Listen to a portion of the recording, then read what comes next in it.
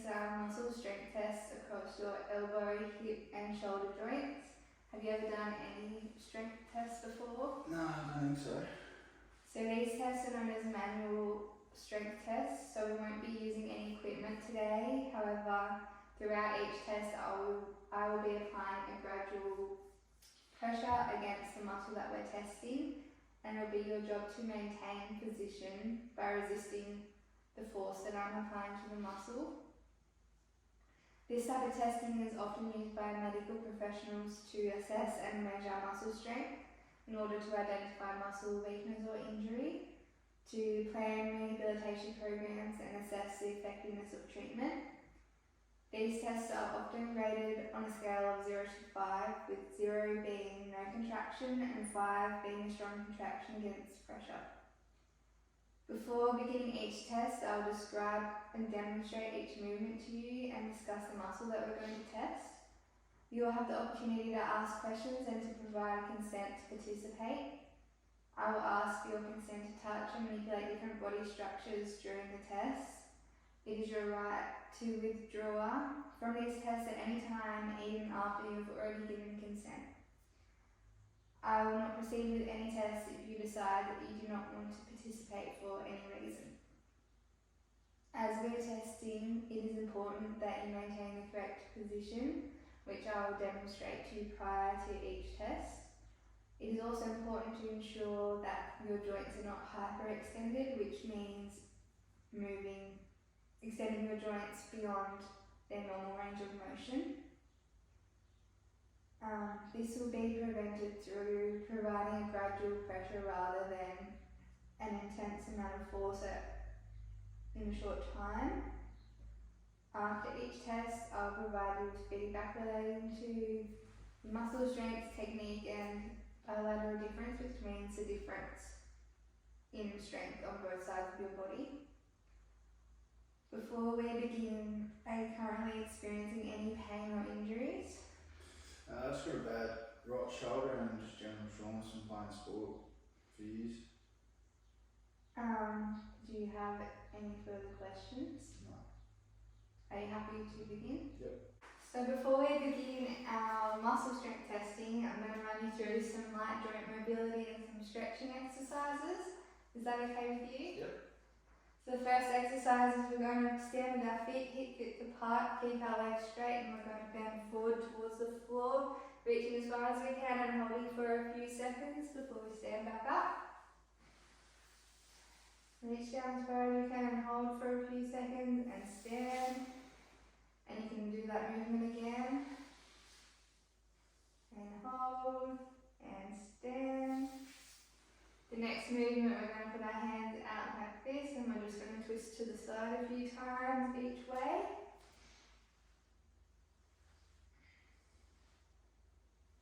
Perfect. Now we're going to stand up tall and we're just going to bend with reaching one hand down the side of our leg and then switching to the other side. Remember to stretch as far as you can and try and keep your back straight. Good job.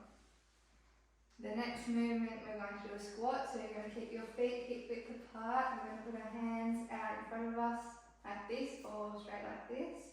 We're going to bend at our knees and push our bottom backwards as we sit down into the squat position, and then we're just going to stand back up. And make sure you try and bend through your knees and stand, and go through one more time, bending at your knees and stand. Next up, we're just going to do some shoulder circles, so rolling your shoulders forwards a few times and then switching to roll backwards.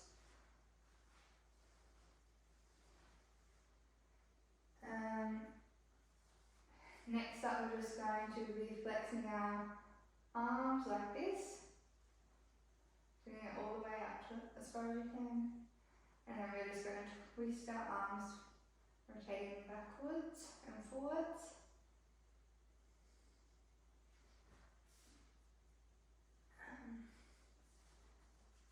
Next up, we're going to do some leg swings, so you can hold onto the wall for support. Then you're just going to bring your leg forwards and backwards as high as you can. And then switch to the other leg.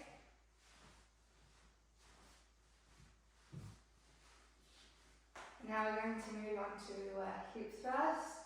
So we're going to lay down on our backs and keep our feet hip width apart with our knees bent. And then we're just going to raise our pelvis forward and down a few times.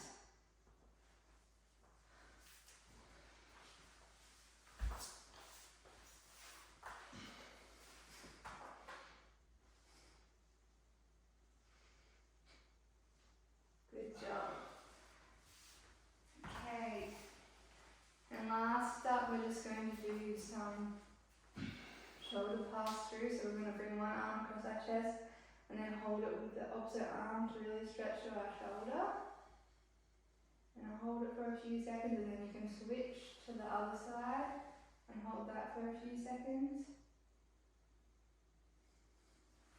We might just also do some arm swings, like rotating, doing big circles with our arms forwards with both arms, and then we can switch to going backwards.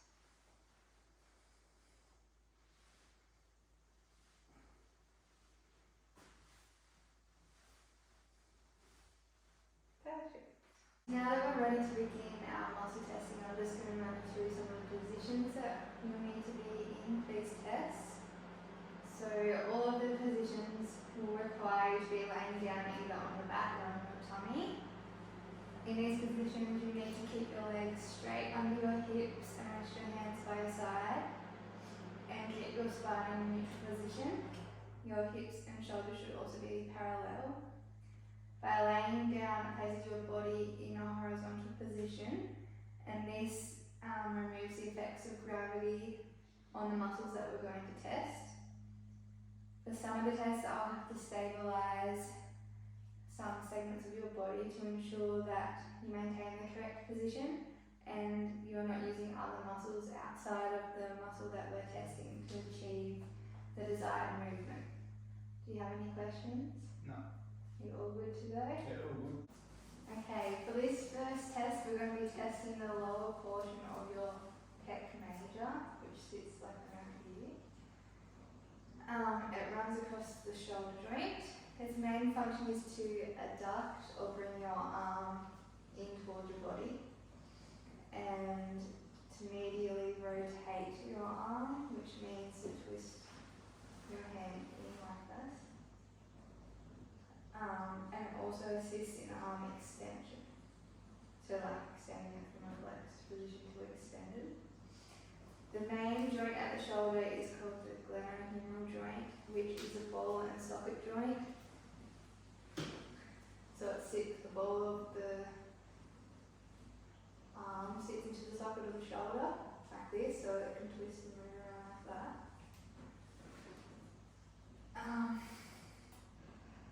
But the ball of the upper arm is larger than the socket, which allows for high mobility. However, this increases the chance of injuries such as dislocations or tears, especially in overhead athletic exercises such as cricket or tennis.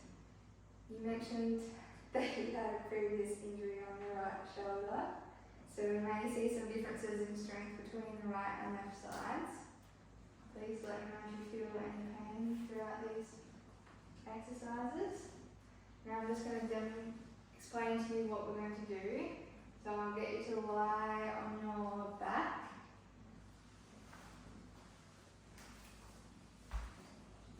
This is called a supine position.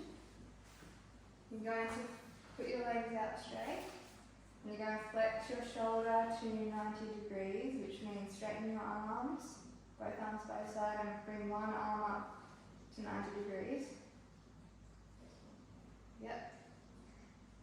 And then we want to slightly medial rotate your forearm, which means to twist your hand, inwards, maybe a little bit less than that.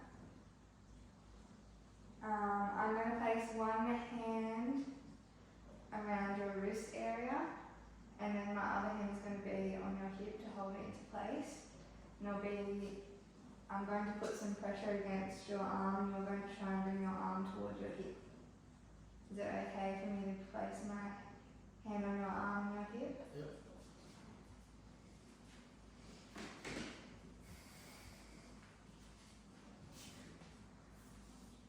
When you're ready, you can try and bring your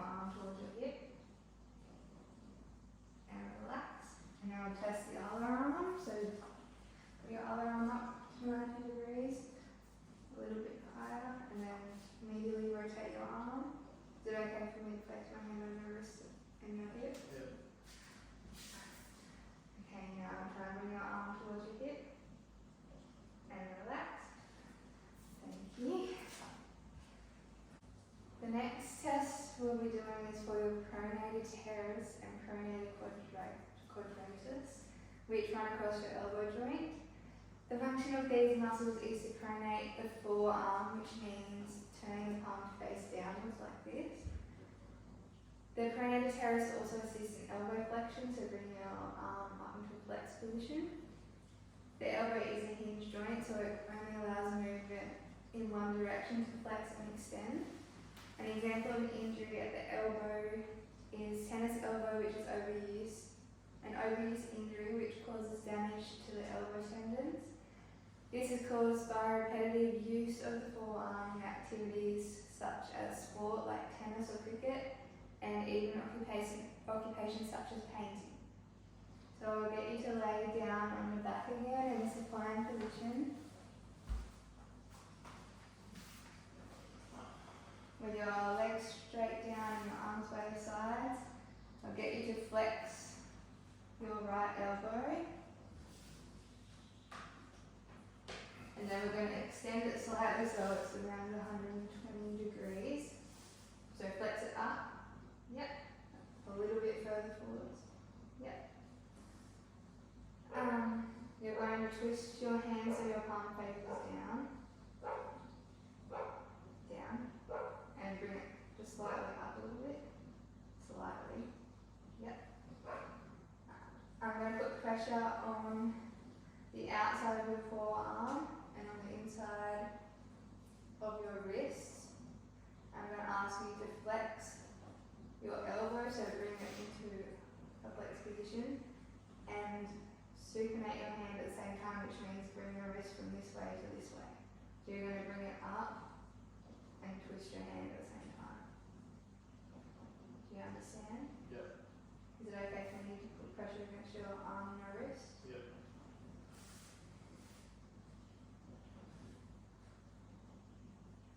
Okay, when you're ready, you can try and flex and stick and twist your palm upwards. And relax. And we'll test the other side. So put your arm up into that flex position. Is it okay for me to put pressure against your arm and your wrist? Yep. So try and flex your arm, turn your palm to face upwards. Hang on, start again, we'll start. Yep, go. Relax. The test we'll be doing today is for the glute max, which runs across the back of the hip joint. It's the most superficial and largest muscle at the hip. The glute max is mainly used during hip extension or when you move your thigh backwards to increase the angle between the pelvis and the thigh. This movement is essential for many activities such as standing up from a seated position or standing up from a squat, climbing stairs and running. It also plays a part in maintaining an upright posture. Injuries at the hip joint are often seen in people over the age of 50 due to degenerative conditions such as osteoarthritis and osteoporosis. So I'm going to get you to lay down again, but this time it's going to be in a prone position, so with your face facing the floor on your tummy. We're going to lift one of your knees to 90 degrees and put your hands by your sides and put your face onto the mat. Yep. I'm going to place one hand on your lower thigh and one hand on the same hip to ensure that your hip doesn't lift off the floor while you're trying to do the movement. And then you're going to try and lift your knee up off of the floor. Do you understand? Yep. Is it okay for me to place pressure against your lower thigh and your hip? Go for it.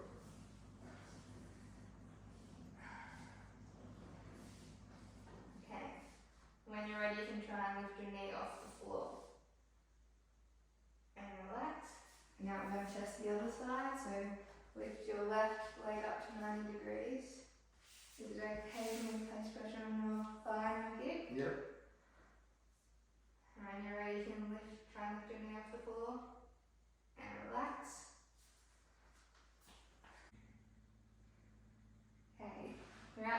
we did today, you showed that you had a strong resistance towards every exercise we did.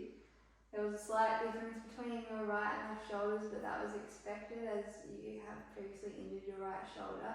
It was slightly less strong than your left.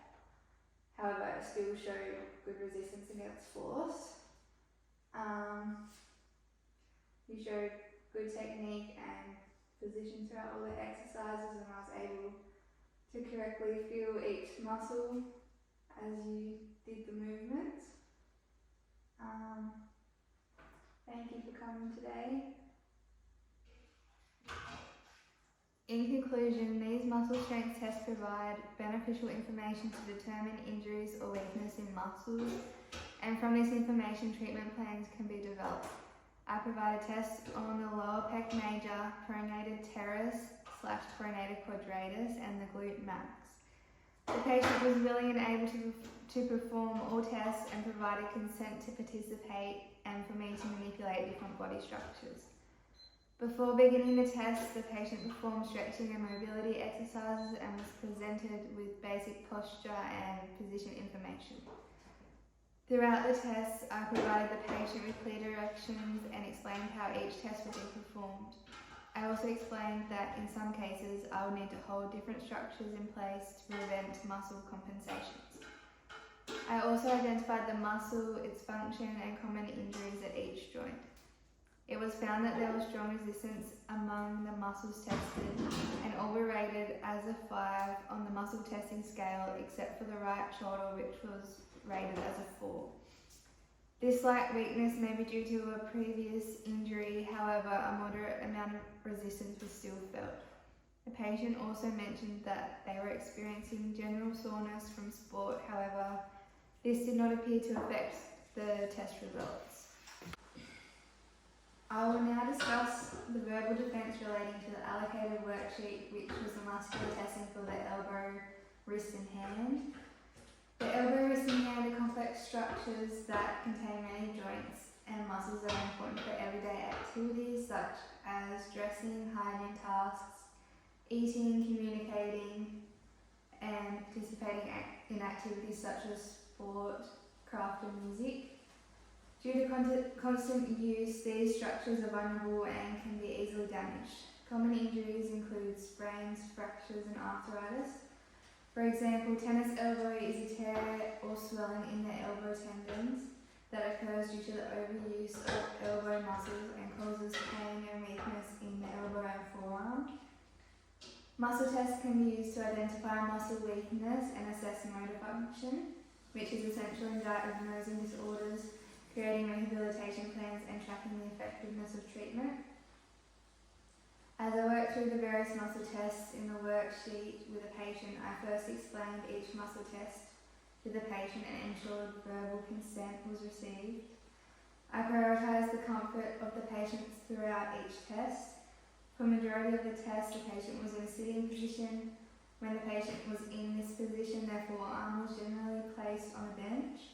This allowed the muscles being tested to be in an anti-gravity position as the muscles being tested were on a horizontal plane.